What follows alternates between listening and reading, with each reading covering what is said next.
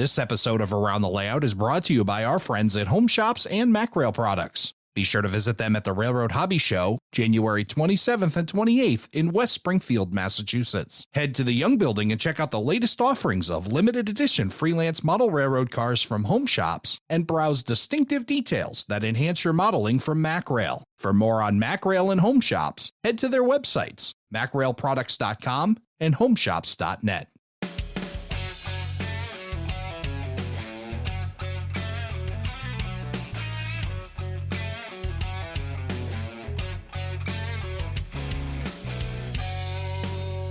Hello, everybody, and welcome to Around the Layout, where model railroaders come to tell their story. My name is Ray Arnott. So glad you could join us. Joining me on this show, coming from Western Massachusetts, Neil Schofield. Neil, welcome to the show. Hi, Ray. Thanks for having me. So I guess it's Merry Christmas, too, or day after Christmas. Yeah, recording on the day after Christmas, so Merry Christmas to you. I hope you had a fantastic holiday with your family, and great that you were able to take some time out of your schedule. You've been somebody I've been pursuing for a little bit of time here to try to get you on the show, and I'm so thrilled that I've reeled you in. And I'm gonna kind of point you out a little bit here.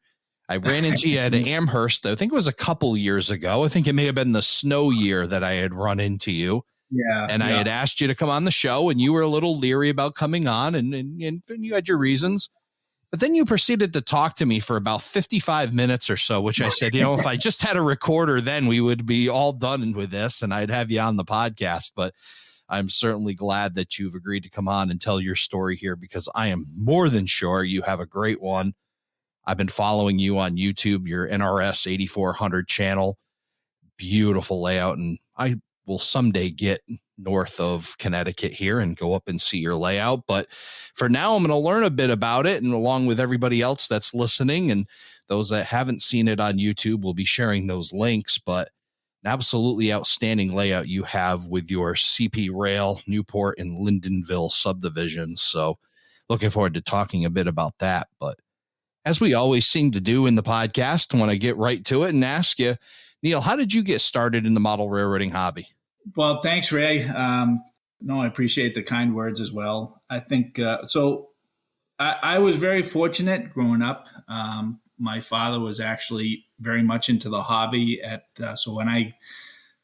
My earliest memories from about 7 years old were off with him rail fanning, or I grew up with a layout in the basement. He had his own layout. It was a good size layout at about 24 by 32 foot basement filled with a steam era layout. So I was very fortunate to grow up with a layout that he had.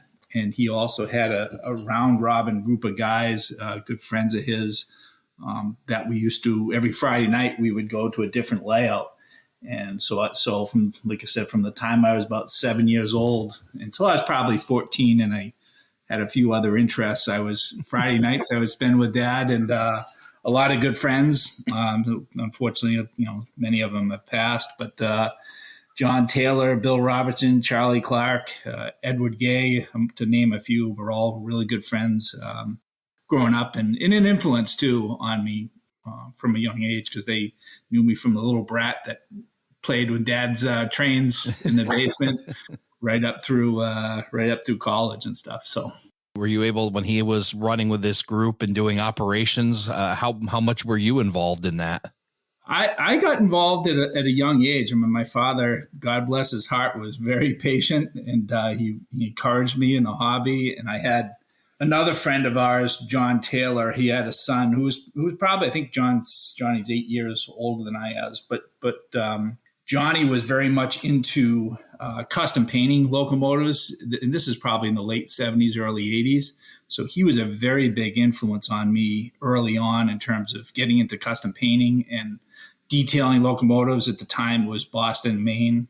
Eventually, we got into the Delaware and Hudson. But so between him and my dad encouraging, we were very much, I was very involved in the hobby from a young age. And I got a funny story. I'll kick it off. When I was in my early teens. My dad had like I said, a large layout. It was a steam era layout, and at the time this was pre-DCC and everything. But he had a couple big yards, and it was steam era, and it was called the Neponset Ridge Short Line.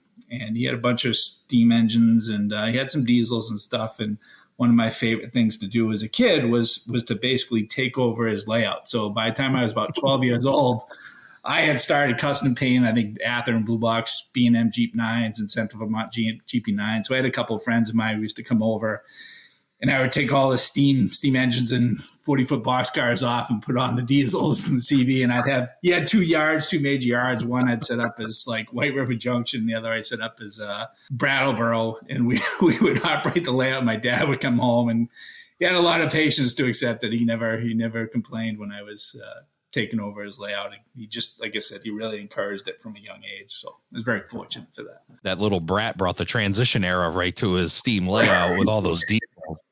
Yeah.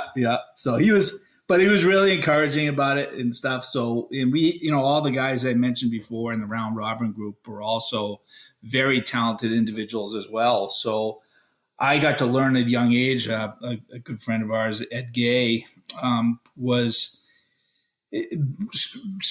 into craftsman structures, but he actually scratch built craftsman structures from wood. And he was well known in the round robin group for some just fantastic structures that he would build.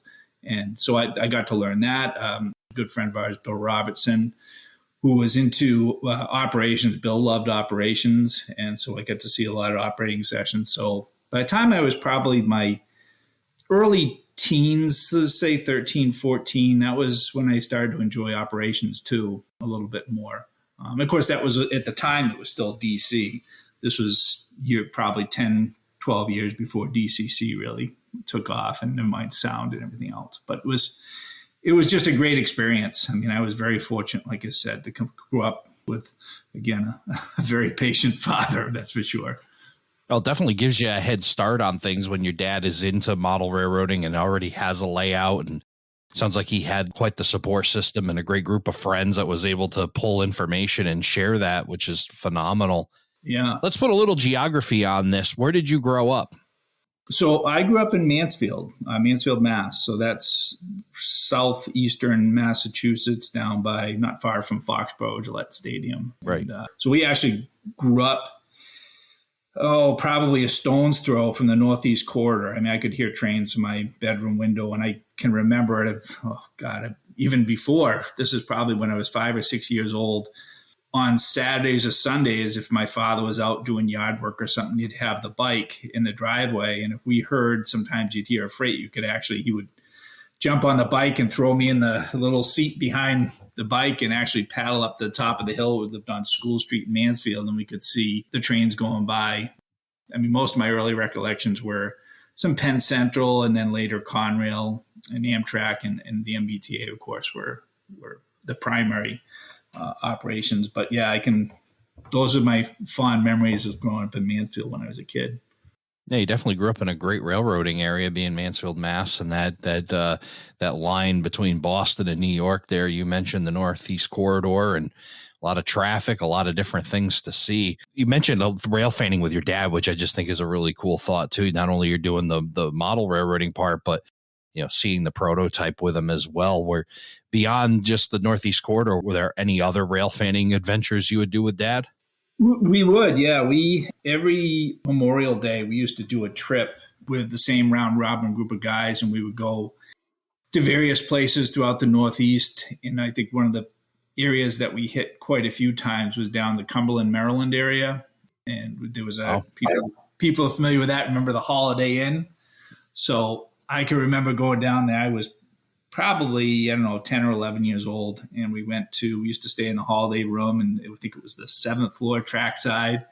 And you used to just sit up there, and you could overlook the Cumberland train station, and you were at would be the west end of Cumberland Yard. So all the westbounds used to come up, and they would stop just in front of the station to wait for helpers or crew changes. And just fond memories of going down there. We would go down there. I think we probably went down there 5 or 6 times over the course of a 10-year period when I was growing up. So we did the Cumberland, Maryland area. We did Cass Scenic. We actually did a trip when I was in high school. We actually went up to Montreal, and that was the first time I think I had just gotten my license actually. and we got to get to drive in Canada of all places. But on the way back to the States, we actually came down through Newport, Vermont. So that was, of course, that was 88, 89 after the era of modeling. But it was the first time I actually got the chance to see operations in Newport, Vermont. And they were still running decent-sized trains. So I have fond memories of my dad and I. We drove into Newport Yard and Newport, Vermont, and there was a train just leaving. So we zipped around, and we ended up getting a train coming through right by what was called Quebec Central Junction at the time. And that was a fond memory, too. And that was certainly an inspirational one for later on as well. Wow. So this wasn't just casual rail fanning. This was some pretty serious stuff. I mean, trips from Maryland all the way up to Montreal, Quebec, and places in between. You guys were really into this whole thing together, which is just, again, to me, and I keep tickling this, but when I hear the father-son relationships, it's just pretty amazing to me how tight knit it is through model railroading and even the prototype. Yeah, for sure. It's just a great way to spend the hobby and have an interest together. And it's certainly the type of hobby that extends, well past your teens. Obviously, my dad was just here yesterday for Christmas. So it's great, to still share that hobby for sure. Absolutely. And your dad's still active in model railroading. In fact, I saw him at the New England Model Train Expo with a hub put on, and I saw him there, and I've seen him all around the place. He's pretty still very active in the model railroading scene. Yeah. He's been a member of I think he was one of the founding members of the Province Model Railroad Club. So he's over there every Saturday, holding court, so to speak. That's fantastic. So let's get back to you a little bit. You talked about hitting teenage years and maybe a little disinterest, or you kind of, off on a different path. But when does model railroading kind of re-enter the equation?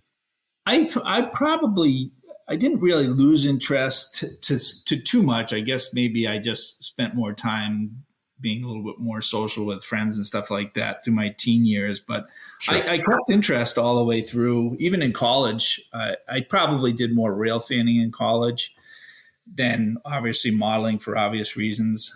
But in the summers, I would come home and do some modeling to some degree. And then once I graduated in 96, I ended up out in Pittsfield, Mass. My girlfriend at the time ended up getting an internship in Pittsfield.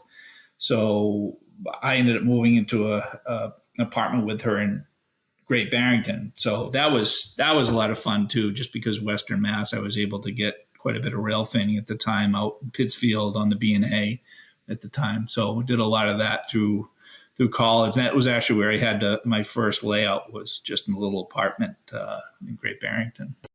Before we leave that time period, you said you went to college and did rail fanning. Where'd you go to college, and what were you rail fanning?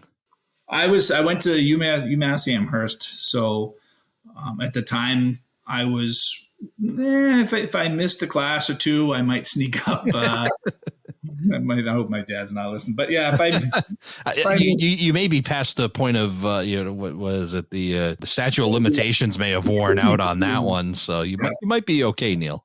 Yeah, I did. I basically rail fanned some of the Conn River at that time. I actually would sneak off sometimes too for weekends. I would sneak off down to Binghamton, New York, which was a good 3.5 hours from Amherst, but I would sneak off here and there and do a little rail fan. Not too often, but certainly sometimes I would get out and rail fan whenever I had the opportunity, or I could sneak off a little bit. So, and I'm sure you brought your books with you and you did some studying in between trains. I'm sure you made it very useful. Yeah, of course I did. Yes, I was a studious student, so to speak. But yeah. No, I got a little bit of rail fanning done in college for sure. So that's awesome. But now you end up in Pittsfield. And now you said you started building a small layout there. Tell us a little bit about it. It wasn't much. It was this was DC days. So I had a small 2 foot by 6. We lived in an apartment for about a year, and I was kind of starting to get anxious just to get, I had all these diesels that I had built when I had grown up, and some freight cars and stuff. So once I had moved out of the house and I didn't have access to my dad's layout anymore, the interest was still there, and I started to get excited to try building something on my own. And of course, space was always and an apartment is always limited. So I started with a small 2x6 layout, and it never got past the track work. I got track work installed, and I had a DC portable throttle that actually worked pretty well. So I was able to set up a little switching and stuff, but it never got past scenery or anything. Like, they never got past track work. Actually, never got to scenery. Well, to get the fire kindled a little bit and burning, and you're able to get a little bit of model railroading in. And in the interim, Dad's layout, I imagine, still there. I mean, were you making trips home and able to operate on that? I was, yeah. Occasionally, I was able to get home and do a little operation there. But I think, too, that was into the late 90s. At that point, the Providence Model Railroad Club had started up. So I was a member. Even when I was in Western Mass, I started to become a associate member, I think. So I used to go down there, every couple of weeks. If I came home or something like that, I might go down with my dad to the Providence Model Railroad Club and spend time. And that was a great opportunity. Railroad clubs are great like that you can actually bring equipment down and run trains and get exposed to a lot of, exposed to a lot of good modeling. And at the time, too, DCC was taking off, and that was a lot of great exposure in terms of learning about DCC and how it worked and stuff, too. Yeah. So your dad's starting, it was the Providence Northern Model Railroad Club. And then you mentioned that he already had a pretty good group of friends, and then the club, did a lot of those come with him to the club to help start that? Some of them did. Yeah, there were certainly a couple guys that were part of the founding members of the club. Some didn't. I mean, clubs are really great for getting exposed, especially if you don't have your own layout. But I think we all know clubs come with politics too. Yep. And there was a lot of politics with it, good or bad. I mean, my dad could. My dad was in construction, so he was a project manager in construction, so he could be a little vocal, is the way I'd put it lightly. But he just wanted to have everybody enjoy the club. So, but there was a lot of politics, I think, so that might have discouraged some people. But I think the majority of people just wanted to go there and just run trains, which was the great part of the club for sure. That's one thing we do talk about quite a bit on the podcast, and those that are looking to get a start or get a taste of it, a club is a great environment for that. And it's certainly a great social aspect as well to start meeting people. I met my mentor in a model railroad club, and, it sounds like you had quite a few great guys in that club as well. And it's just great to meet people, learn things. There's a lot of great takeaways from being a member of a club. Yeah, absolutely.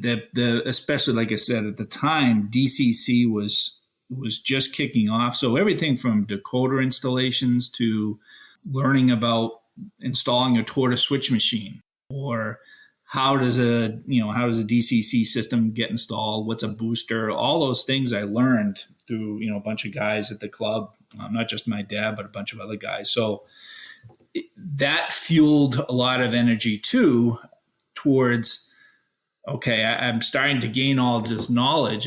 I would actually like to put it towards my own personal layout too. It's a natural transition, I think, once you get in the club, and you eventually, we can talk about it, but I did get a house, and like every smart person, my wife went upstairs and I went downstairs to look at the basement. I think every real estate agent that must know who a model railroader is when they see the husband head for the basement and the wife heads to the kitchen and all the other rooms. Yeah. Yeah. So that was, the club was a great aspect to kind of fuel those desires to get my own place too. As you learn so much, it's like, well, boy, I'd like to be able, I don't want to have to debate. Sometimes that's a nice thing about transitioning from a club layout to your own personal layout, is you don't have to debate anybody. It's kind of you're in charge. That was something I did enjoy too. So I'm a big fan of democracy, but it doesn't work in every situation. And sometimes these clubs, the democracy can be a little tough to try to get things figured out. And yeah, when you get your own and now you can make all the decisions, it's definitely it's good to be the king, as Mel Brooks once said. So yep. And so you've got yourself. You mentioned that you purchase a home, and you got yourself a decent basement, it sounds, from your explorations while you're shopping. So tell me what the next step is in your progression of model railroading. Yeah, so we bought a house in Seekonk, and fortunate enough, I think there was, I'm trying to remember the dimensions of the room. There was a finished basement or finished room in the basement that was about 18 by 22, something like that. And it actually had the ability to widen one wall. So basically there was a large closet adjacent to the finished room. So when we moved into the house after a few months, I had my brother-in-law come over, and my dad actually came over, and we actually took the wall and actually moved the wall I think it was 6 or 8 feet to make the room even bigger. And so we ended up with it was like a 24 by 26 foot room or something like that. I was able to start my own layout there. And it was, at the time, it was based on the CP rail in Vermont, loosely based on the CP rail in Vermont, but I had a little bit of modeler's license in there too. So you went from Pittsfield back over to the eastern side of Massachusetts. That must have been nice to be able to build a layout and have your dad kind of close at that time too. Yeah, it was definitely nice to be. There was a lot of reasons at the time. My wife at the time and myself, we both were from Eastern Mass. She was actually from Rhode Island, so Seaconk's kind of right on the Massachusetts-Rhode Island border. It was just nice to be closer to family too, both her family and my family. At the time, my daughter was born in the house, so it was just nice to be a little bit closer to family and everything as the family started to grow. So it was definitely good. Yeah. And then of course, having you building this layout, I'm sure Dad was over there and, giving you a hand and kind of cheering you along as you were building this layout in the basement. Oh yeah. Yeah. He's my big proponent and was always happy to share photos and stuff of, I'd take a picture and then he'd take a picture and share it with all his friends. I used to joke he was my publicist though. But yeah, so it was really good. It was nice to have a place to actually start running trains and start to have operating sessions and things too. So you mentioned the layout was based on CP rail, and obviously you talk about being from Eastern Mass and spending some time in Western Mass and stuff, and that rail fanning trip that you did to Montreal and your trip back must have laid a big impression on you, because CP rail doesn't really run in this area. So tell us why CP rail, how that all developed for you. Yeah, so probably some of my earliest recollections, getting back to my dad's layout and kind of mentioned taking over his layout, but there was some really interesting articles back when I was probably about 9 or 10 years old in the early 80s on the Conn River lines. I think Ben Bachman had done it in the Trains magazine, and it was just it was actually a multi-part article that talked about Central Vermont, CP Rail, and Boston, Maine operations on the Conn River line, which is essentially a line that runs from Springfield, Mass, up to White River Junction and then splits. One line goes north to the CP Rail at Newport, and the other line goes to Central Vermont, goes to St. Albans. But that was really an influential article, because I was very fortunate too. My dad would get all the model railroad and trains articles every month, so I had access to those. But that was a very inspirational article at the time, and that's when I started to get into the Central Vermont and Boston, Maine at that time, and converting blue box, Athearn blue box into Central Vermont and B&M engines. So that was what really got in my head, the operations on the Conn River line. So in the back of my mind, I was also a big Delaware and Hudson fan, but ultimately, in terms of envisioning a layout someday, really, I guess in the back of my mind from that age, around 1980 or so, I knew I wanted to model either somewhere on the Conn River line. And ultimately, I just decided to go a little bit further north on it with the CP operations. So you mentioned that one trip. Were there other trips up there and other rail fanning opportunities? Were able to to make those site visits and be able to see the area that you were modeling quite a bit? I did, yeah. So when I had first gotten my license, I wasn't even think I was 17. I was 16 and a half at the time. And I had always wanted to go to St. Albans, Vermont, in the center of Vermont. And I can remember, this is long before cell phones and pay phones and stuff. And I remember I had only had my license for a couple months. And I can remember calling my mom from a cell phone collect. I said, Mom, I'm going to be a little bit late. She goes, why? Where are you? Well, I'm in St. Albans, Vermont. Yeah. I don't know how old I was. But it was probably, I don't know, 6 or 7 o'clock in the evening. And I had spent the whole day kind of rail fanning the CV Italy yard and then getting a bunch of pictures, and knew I wasn't going to be home before whatever time it was. It was about a 5-hour ride from home. Yeah, that's for anybody that doesn't or isn't familiar with Vermont, St. Albans is way up there. Yeah. Well, let's call St. Albans almost Canada. Yeah.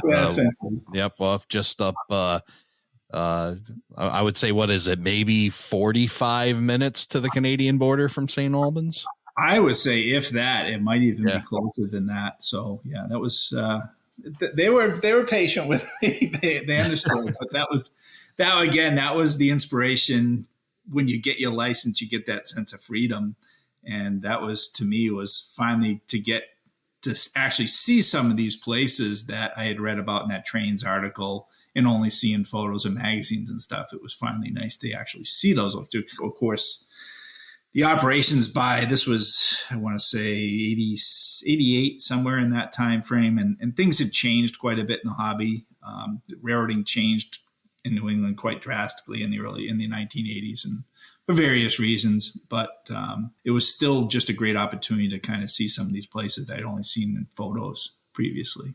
And it's kind of funny, the tie in between you and I. I'm a big New England Central fan, which is followed the Central Vermont that you admired and were able to go see. So I'm imagining just the cool things that you got to see. That I've been to St. Albans and I've seen it, but I certainly wouldn't call it in its heyday. And certainly you would probably have seen a lot more action and a lot more things in St. Albans than I would have in the last 10 years. Yeah, it was pretty cool. I think I actually, just the other day, I was downstairs looking at the 110 prints that I had at the time of the CV's SW1200s that they had. And there was, I think, 3 or 4 RS11s in the deadline at St. Albans Yard. So in the afternoon, when nobody was looking, I snuck in. I got all over them, climbed all over them, took photos and stuff. At the time, I was still am, but I was big into detailing. So I took tons of prints just to kind of someday, with the envision of someday modeling some of them. So yeah, that was great. Unfortunately, I wanted to see the SW1200 running, but they were in the deadline at that time. So there was still Jeep 9s in the engine facility. So that was pretty cool. Yeah, you got to see it, and you were wise enough to snap as many pictures as possible. And another thing that, we beat to death on this show about taking photos. And if you feel like I do, that you missed the golden era, just keep taking photos, because eventually it will become a golden era to somebody else. And, as things change and evolve in prototypical railroading, grab a hold of them like you did up there in St. Albans. Yeah. It's funny, is my day job, believe it or not, we actually managed the stormwater treatment system at East Deerfield Yard. So for CSX and now for Berkshire Eastern under Genesee and Wyoming. So we have a couple treatment plant operators, just manage the stormwater system, and I just manage the project. But on occasion, when some of our operators are down, I guess who gets to be the operator and spend 8 hours at East Deerfield Yard. So it's actually pretty cool, and to go there.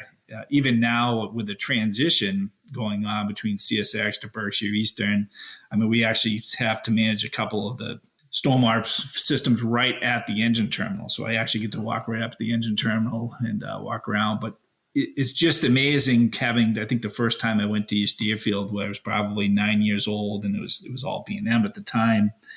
But now to see the transition, to see all the different power and everything, it's like you said, it's just a great opportunity I have to be very careful about taking photos, but just to take photos and see this transition and imagine what it's going to be like in 10 years, it's actually a great opportunity to take those photos and grab them if you can.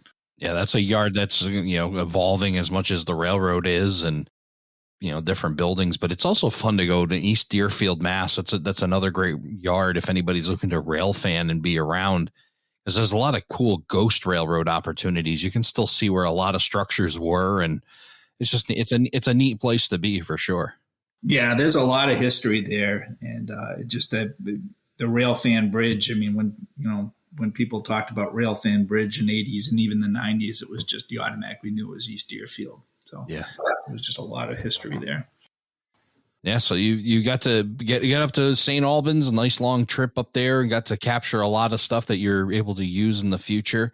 But that's your involvement in CP and your passion for it, and was all gathered by that Railfan trip and some site visits. And so tell us what you start modeling as your first layout.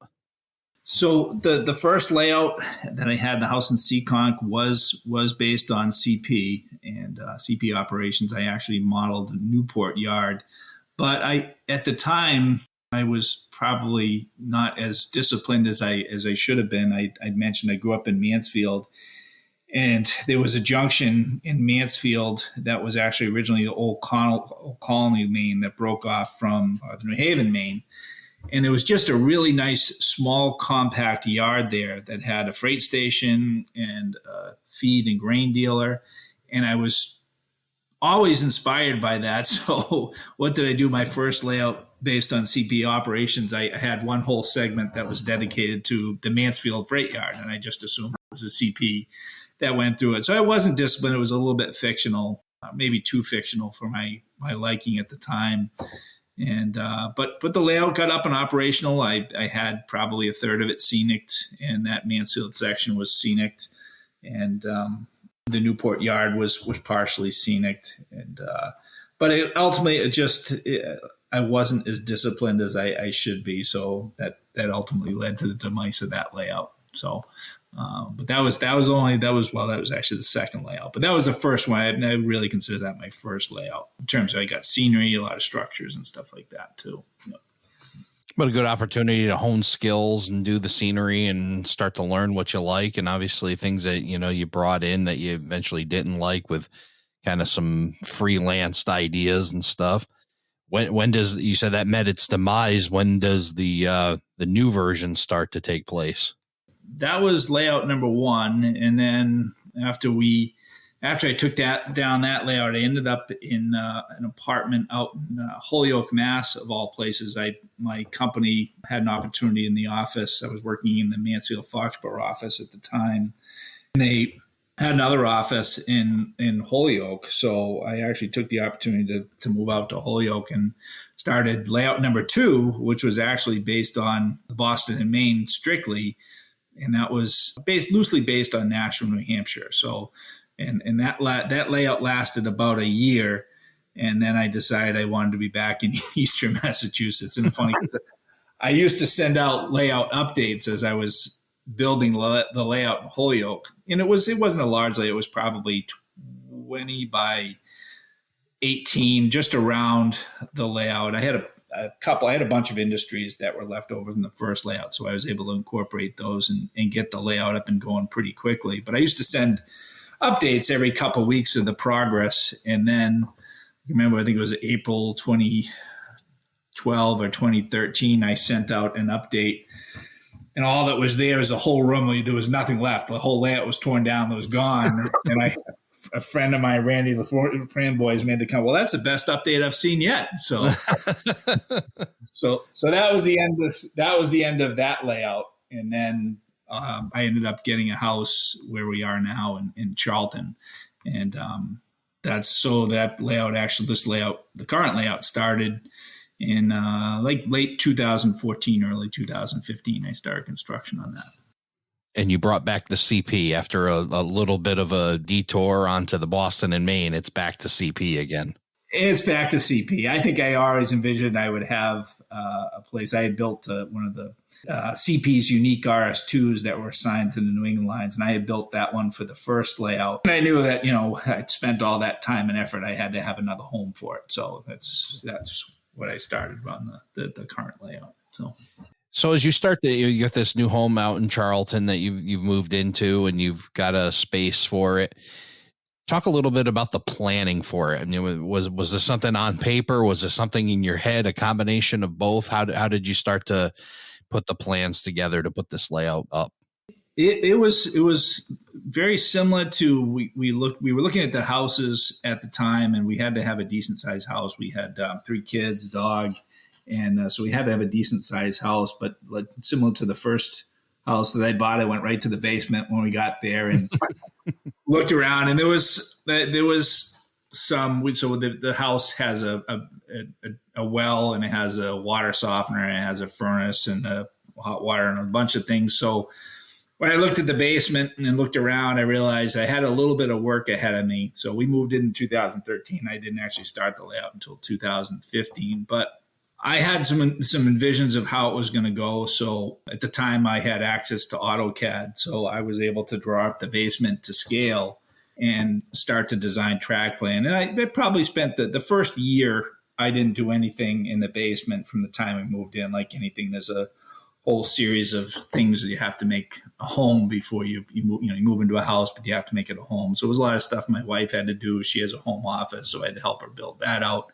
And I wanted to finish the basement. It was unfinished when we moved in, so I wanted to make sure it was finished with drywall, drop ceiling, and everything. So I spent the first year doing that, but at the same time, I was drawing various track plans, knowing it was going to be based on CP operations somewhere around Newport.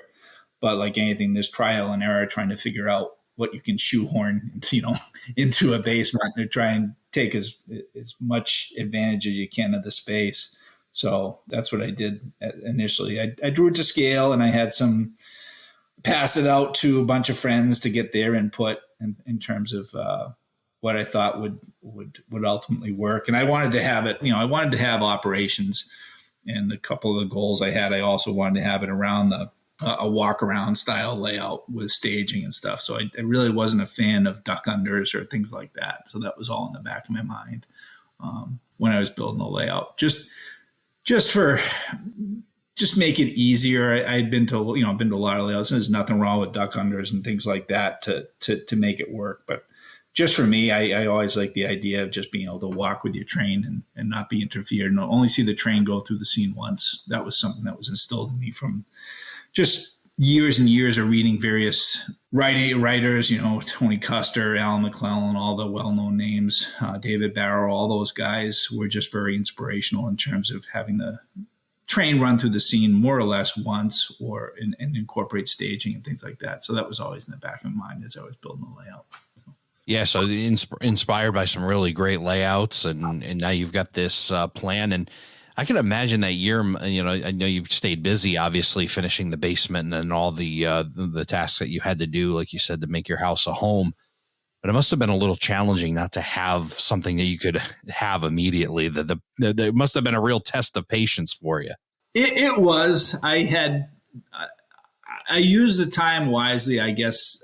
I was still building plenty of models. I was building structures at the time that I knew I would use, and certainly building motive power and other things. But I just knew from some of the previous layouts that I had that how important to me anyway is that having a finished basement was, and just one of the layout that I had in Holyoke didn't have a finished basement, and it there was a lot of dust down there, and I knew just from operationally wise, it was a constant battle trying to clean track and things like that. So anything I could do ahead of time for this layout to minimize that. And even now I still have a lot of problems with dirty track and stuff, but anything I could do to minimize that with a drop ceiling and ultimately getting painting the floor and things like that, just go a long way towards minimizing the amount of maintenance you have to do later on, I think. So dust control is a very wise suggestion to think about. Like you talked about covering floor joists, because you would imagine the dust that comes off of a floor joist that, in a basement, and you find it out when you're cleaning track. And, and then we talked about dust control earlier when you were mentioning, extruded foam and the dust that creates, or, learning the lesson of never cut homosote or even masonite in your basement, because it just becomes a nasty dust cloud. And it's just hard lessons learned when you're scrubbing that track, trying to get power to roll back through it again. Nothing beats having a shop vac that using a wet dry shop vac, and you take the filter off because you're sucking water, but you forget to put the filter on, and then you're downstairs cleaning something. I made that mistake a few times and just watch as I turn around and I can't even see the other side of the room. There's just a big dust cloud. I'm like, oh great, all right. Yeah. So it just made my job twice as hard. I took whatever was sitting and now I've made it airborne again. Yeah, that's a lot of fun. Yeah. So, but yeah, really good advice about, finishing basements. I surely wish I was able to get that done at the point I was before I was building my layout, and very wise to think about those things before you rush into putting bench work down and get those kinds of projects done first. But well, fast forward, you got your drop ceiling in, you got the floor painted, you got some sheetrock up, and it's looking good, which also really helps with presentation too. It really is nice to walk into a finished room and see a layout too. It just adds to that whole effect. But you're at that point. Tell us about the build of your Newport and Lyndonville subdivisions. Yeah, so it was I like I said, we moved in the house in 2013. I think I actually started the bench work. It was around October 2015. And I still have a video out there. My buddy Steve Kearns was over for the weekend of the Springfield show in January. And I had actually got bench work up, I think, on at least 2 walls of the basement. And I got tracked down and have a little video of the first official inaugural run of, I think it was an RS-18 running through what would now become Orleans on the layout. So we have a little video of that first train, and then work progressed pretty quickly. But one thing I did too I'm very glad that I did was, so the layout's about 28 by 32, and I had finished the majority of the basement, probably 3/4 of the basement, but there was a quarter of the basement that I didn't get to. So the layout actually started basically just around the layout, around the room, around the walls. And I was able to get some scenery done in a couple locations. I have a town called Bradford and a town Orleans, which basically I was able to get those up and running with scenery initially. And there's a whole center peninsula that I didn't actually start on that until 2017. But the benefit of that was I was able to get trains up and running and have some operating sessions, even though the rest of the basement wasn't finished. And I could, like you say, I was anxious to get started, but this gave me the opportunity to get trains up and running and kind of all those juices and to flowing creative juices to get something going in scenery. And that was something I'm glad that I did initially. Yeah, got the flywheel turning, and then of course rewarding to be able to get some trains running on it. And even though it's not completed, at least it gives you some form of feel of accomplishment and some satisfaction to be able to at least do some operations on that layout. Yeah, especially I think there was some pent up frustration. I had a lot of rolling stock, a lot of locomotives and stuff that I wanted to get out and get running. And so that was the layout started with basically just around the walls. And where my current Newport yard is now was actually just used that as a staging yard initially with 5 or 6 tracks. And then it went around the room, and I had a couple finished towns, but I was able to get, 3 or 4 guys over for operating sessions and get trains running and enjoy the layout, enjoy the hobby without kind of being bogged down with, 2 or 3 years worth of bench work and not be able to actually enjoy it. So that was good. And I'm glad I did that initially. It kind of, all that built up frustration and pent up energy was able to be expelled or expended and used up and get enjoyment out of the hobby a lot sooner than if I'd been stuck building bench work for a couple of years. Yeah, it definitely helps with those small victories, right? Keeps you going, keeps that get motivation going. Yeah. So why don't you tell us a bit about the purpose of your layout, the Newport and Lyndonville subdivisions, and what it fully represents in its current state? Building a layout, I'd always hoped to have operating sessions. I think a lot of people, when you build a layout, you actually want to have people come over and enjoy the layout. So that was always in the back of my mind when I built the layout, that I wanted to ultimately have operations. But also, a selfish side of me too wanted to just be able to create some place that, again, not like a club where I could just make the decisions myself. But I think probably one of the aspects of the hobby that I really enjoy more than probably more than anything is just the photography side of things.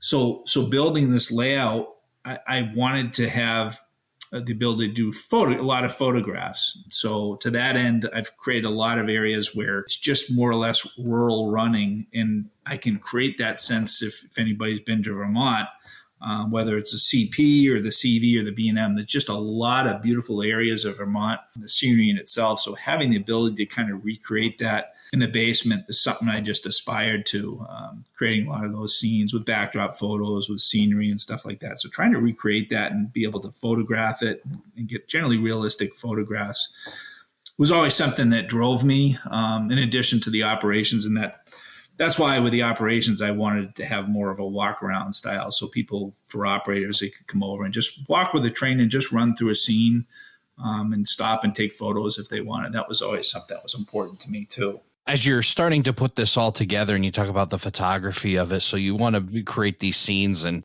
anybody that hasn't go to Neil's YouTube channel, NRS 8400, there's some beautiful videos that show these, the quintessential Vermont scenes that you've created are just absolutely amazing, and really do take you to that rural Vermont area. Just absolutely gorgeous. Talk about operations on there, and what would one expect, and what is the railroad doing on your layout?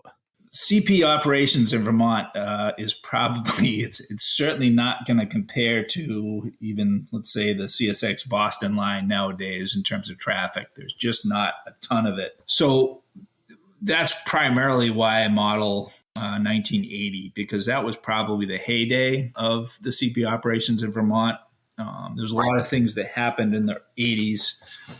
One of the biggest changes that happened was the abandonment of the Main Central Mountain Division, which was a big source of interchange and bridge traffic for the CP. So the CP in Vermont is essentially, it's the northern end of the B&M's Conn River line. So all the traffic, the north-south traffic that was coming up the B&M Conn River line would either go towards the central Vermont, towards St. Albans, or it would go up to CP. And at the same time, there was traffic coming from Portland, Maine, off the Main Central that would come into St. Johnsbury. So I wanted to model kind of as much of the traffic as I could, and capture as much of the traffic as I could. So that's really why I selected 1980, because 83 was when the Mountain Division was abandoned, and that's kind of siphoned away maybe not half the traffic, but probably 40% of the traffic. So setting the date at 1980, not only did it get both Main Central and Boston Main traffic, but it also was also able to use some of the earlier Alco locomotives that CP assigned to Vermont lines, including the S2s and the RS2s. But by 1983, those were retired, and the RS18Us kind of took over. But that time frame, 1980, there was really only one road train in each direction. There was 904 and 917, but ultimately, there was actually still a lot of extras that ran in that time, and there was some locals as well. So all in, there's probably maybe 10 to 15 trains that ran during a typical day on the CP in Newport and Lyndonville Subdivision. And Newport Yard was the hub of that, with trains coming southbound out of Canada. There was actually a line, the main line was down from Farnham, Quebec, but there was also a line called the Quebec Central that came down from Sherbrooke. So those combined at Newport, and you would get, quite a bit of extra traffic. And then there was southbound trains. One train would basically go straight to Springfield on the Boston Main, and then there was some other jobs that went to the Main Central at St. Johnsbury. And there was all the traffic patterns were always changing. Sometimes it was extras, sometimes it was timetable trains that ran, sometimes they didn't. I was actually very fortunate to get my hands on some Newport train registers for the time frame I'm modeling. And these were, talk about gold mine, these actually have the locomotive consists in them, the loads and empties, the time. Yeah. And that was just eye-opening, because one thing I found, in addition to the timetable trains, there was actually a lot of extras that ran. So that was very helpful in designing and modifying my operations to say I could almost run as many extras as I want for various reasons. So that helps with operations, I think, as you start to expand operations and things don't get stale. You get to have an extra run or something a little bit different. So every operating session doesn't feel like you're doing the same thing all the time. So.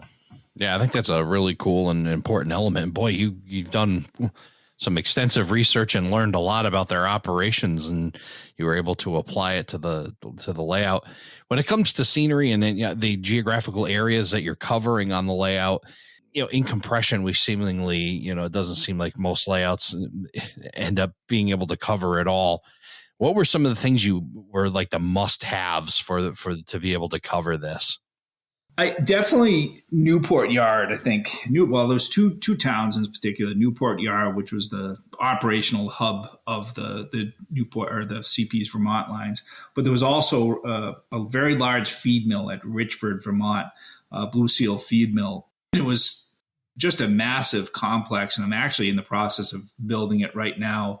And I was downstairs today, actually getting ready to do ground loop and scenery on the area as they start it. But those were the two primary towns at the Richford feed mill, primarily because it was the largest industry in CP's Vermont lines. And that had prototypically, there was probably 40 or 50 cars a day that went in and out of that feed mill. So it had a dedicated switcher, and it had a road local that would actually sit off and pick up cars there and then ferry them to Newport. And at the time in the 1980s, they still had a lot of 40-foot boxcars with bagged feed that would ship all through New England. So if anybody remembers back to the early 80s or 70s and 80s, and you see those CP 40-foot boxcars around New England, and there was a good chance they might have been coming out of Richford with bagged feed. So those two locations were definitely towns that I wanted to incorporate in the layout. But one thing I didn't want to do, for a variety of reasons, I didn't want to model some of the very larger towns, like on the Conner River line, like White River Junction or St. Johnsbury, which are just fantastic towns from a modeling standpoint. But from my standpoint, there's a lot of challenges that come with trying to model such a iconic location, let's say St. Johnsbury, just because of the amount of time it would take to build the structures. Some of the cities and stuff like that. That's one thing I tried to avoid. Really, I just knew the amount of time it takes to build structures, and I just didn't see myself having the time to build like the St. Johnsbury station or the ET and HKI building. If anybody's familiar with St. Johnsbury, it actually still exists. But those were you kind of have to choose your battles in terms of what you're going to model. And I would have loved to have modeled those. And I have a friend of mine, Jim Ranington, who's modeling that. That was also modeled at the Providence Club, Model Railroad Club. But I just couldn't see myself having that amount of time to just build all those iconic structures. And so I tried to focus, other than Richford and Newport, I tried to pick smaller towns, which is why I modeled Orleans, Vermont. It was a large Ethan Allen plant, but that seemed doable to me in terms of building the structure. And some of the other towns that I modeled were just much smaller and didn't take a lot of effort, or as much effort, to build as, say, like one of those larger towns like a St. Johnsbury or White River Junction. Yeah, so you kind of knew you kind of figured out your why, and and then again, what your limitations were, and you built a layout that you basically was achievable for you, and what you knew you again had time for, and what you wanted to focus your energy on. And these scenes that are just, again, incredible. And I'm looking at even just the thumbnails of your videos, let alone watching them, just some gorgeous areas. And you've got this area, and I'm not sure exactly what it is. Maybe you can tell me here, where you've got like a small agway, and then you've got a general store, and how the road just kind of flows and then goes up a hill, and then you can see there's an overpass in the background. Just absolutely gorgeous work you've done here, Neil.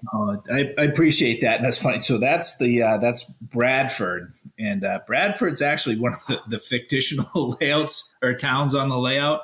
But that came about. So as I was, getting back to designing the track plan, I had about 3/4 of the track plan figured out, but there was one area of the basement that I just ended up with a space that could certainly handle a town, but it just didn't fit an actual location on the Conner River line that I could think of. But there was in Bradford, there was actually a large, and prototypical, Bradford's actually on the Boston and Maine, which is south of the CP line, south of Wells River. So the CP operations north of Wells River, owned by the CP, and south of Wells River, it was the Boston and Maine. So this section, Bradford, that you're talking about is actually south of Wells River, and it's on the B&M. But knowing that I would have, run through trains anyways, Bradford was a good spot, and it actually had a very large Agway feed dealership there. And prototypically, there was that same Agway feed mill in Bradford, but the track layout's quite different than the prototype. In some of the structures that I used, that general store, and there was a feed and grain dealership, a wooden grain dealership that was actually left over from the Mansfield layout that I talked about earlier. Yeah. So I had this section of layout where I had some structures that were from previous layouts, and I was able to incorporate them into the town of Bradford. And it's actually worked out really well. I have a local that comes out of staging that comes in there with a B&M Jeep or switcher, and it's a good hour worth of fun just to come in there and switch out the Agway feed and the wooden grain facility. And it's fictional, but it's still has that Vermont character, I think, to some degree. So it was exactly what I was going to say to you. You may be freelanced, but it is authentic Vermont. It has that look. You've done right down to the road signs and everything else. It tells you you're Vermont, but you wouldn't even need to see that. You look at it and you know that it's that northern New England look, and absolutely outstanding scenes. No, I appreciate that. Yeah. What would you say is your favorite part of your layout? There's a couple. I mean, I think anybody that's built a layout, there's times I come down and there's sections of the layout that, I think anybody would agree that you might not be happy with. And there's places I come down the layout and I won't even look at the location because I just don't like it in the back of my mind. Like, I could have done that better. But there are some areas I'm pretty happy with. I think probably my favorite is there was a location called, there's a round barn at Barnett, Vermont, on the CP, which was just south of St. Johnsbury. And it's kind of an iconic location from a rail fan's perspective. And it's actually, the round barn itself is a historic location. But in that early Trains magazine that I talked about earlier, there was a really nice photo there, I think taken about 1980, with a B&M McGinnis Jeep and a couple another B&M Jeep, and like a CPRS 18 coming in the background, and this beautiful round barn in the foreground. So I was able to model that on the layout. Part of the basement is actually a walkout basement. And I knew even when I was designing the layout, I was going to have to bridge that gap across a couple walkout doors. And in the back of my mind, I thought, well, geez, it's got to be about it's actually be about 5 or 6 feet long. It's going to be 3 feet deep. And I had to come up with a way to bridge that. And I didn't want to necessarily do like a removable section. I wanted to be semi-permanent. So that's really how the scene at Barnett came to be, is I actually built it. It's about 6 feet long and about 2.5 feet deep. And I actually have it on coasters. So if I do have to take it out, I can pull it out, slide it into the aisle if eventually the hot water heater or something's going to go. So I knew I was going to have a means to get it out. So that's probably one of my favorite locations. There's nothing more than just the track in the background, but I have a nice photo backdrop there that I actually took at the real location. So the hillsides and stuff are the actual from the photo that I actually took there. So, and it was the round barn was a bit challenging to build too. I'm not the greatest. Everything I do with structures, not the greatest at measuring, so I cover things with a lot of body putty to make it work. But also, because it's very complicated. It's round, it's got a pitch to it, and then there's a little steeple at the top. But I can remember trying to figure out how to do this round barn and make it all come together. And but ultimately, it came out halfway decent, so I was happy with it. So that's great. That's great. You mentioned your backdrops, and your layout is a lesson in how to blend backdrops for sure. And and you're looking at these videos, it's just amazing how much it looks like the layout's just continuing on and on and on. And you've done just a fantastic job with that and blending roads. Talk about your backdrops and, how are these photos that you acquired, or tell us about how that all came to be? And so the backdrops, I really can't take credit for them. A good friend of mine, Mike Conflone, had taken. So I had taken all the photos myself, but I don't know Photoshop or anything else. And I'd actually sent all the photos off to Mike. He put them in Photoshop, stitched them together. And Mike's got an eye for color that I don't have an eye for color. Let's just say, wouldn't say I'm colorblind, but Mike has an amazing eye for color.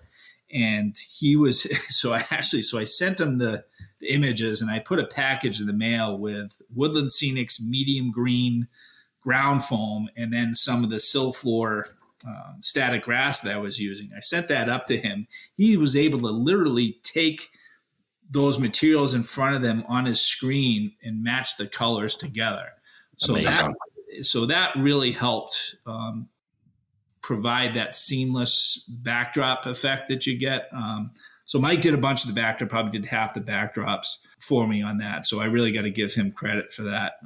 But most of the locations, the backdrops themselves are taken at the prototype locations for the most part, and able to stitch them together. But I learned early on the importance of backdrops. A friend of mine growing up, we were friends with, was a gentleman named Dick Elwell, who passed about a year and a half ago. Many people probably know Dick Elwell, but Dick Elwell's layout, I think the first time I saw his layout was about 1990. And he was the first one I had ever seen that really did backdrops, like just long backdrop behind everything. And that was an eye opener to me in terms of wow, like just wow. That's the term, like the first time you ever come down into Dick's layout, you just saw this layout that just went on forever because you had these beautiful backdrops, and Dick was modeling the fall. So you had, just real nice fall foliage color scenes and stuff like that. So that was the inspiration for the backdrops, but I can't take credit for most of the backdrops in the basement.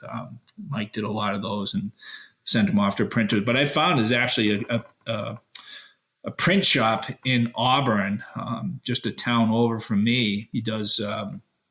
He's actually a frame shop too, but most of the more recent backdrops I've done, he actually is familiar with Photoshop, so I can actually send photos to him, and he prints them out for me, and I've had really good luck with him too. So, yeah, well, they are certainly excellent, and they're certainly just very well done. And again, I will share the link to your YouTube channel where you can see all this work and the way the roads are beautifully blended together. And again, the scenery just all blends, and your layout, as far as I'm concerned by video, just goes on for miles and miles and miles beyond. So looks outstanding. But as we're wrapping up here on Around the Layout, I want to really appreciate you coming along and telling your story. I do want to ask you, you mentioned in the beginning your dad and your relationship that you and him have had, and now that you've got your layout, what's Dad think about your layout, and how often do you get a chance to come over there?